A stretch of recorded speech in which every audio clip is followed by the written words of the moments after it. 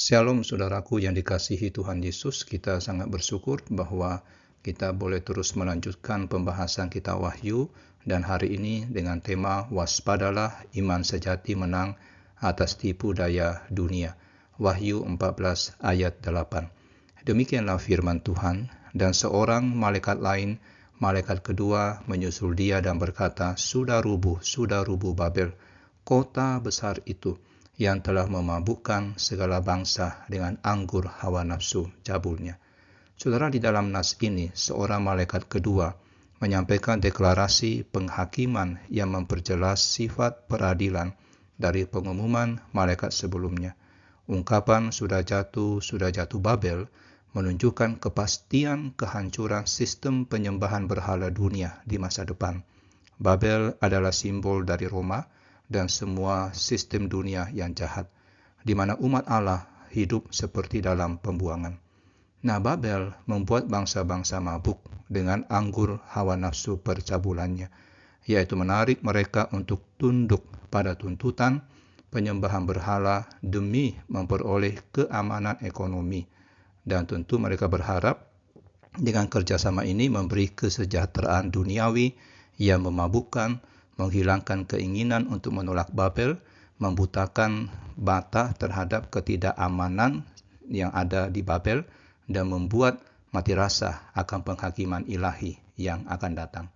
Nah, saudara, penafsiran tentang nafsu bangsa-bangsa akan Babel dalam konteks ekonomi didukung oleh berbagai bagian Alkitab seperti Yesaya 23, Yehezkiel 16. Namun, pengaruh memabukkan Babel ini meluas hingga akhir sejarah.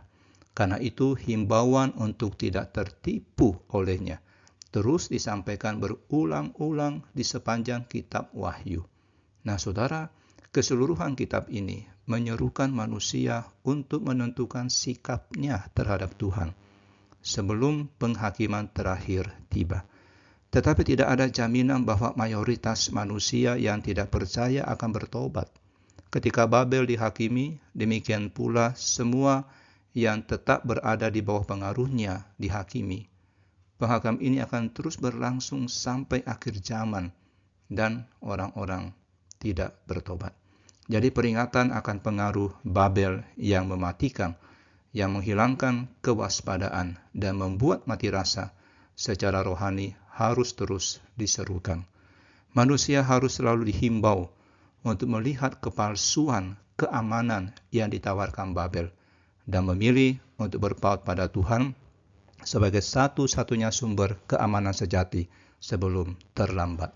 Kita berdoa, Tuhan, anugerahkanlah iman yang teguh agar kami tidak terbuai oleh tipu daya dunia yang menawarkan kenikmatan semu.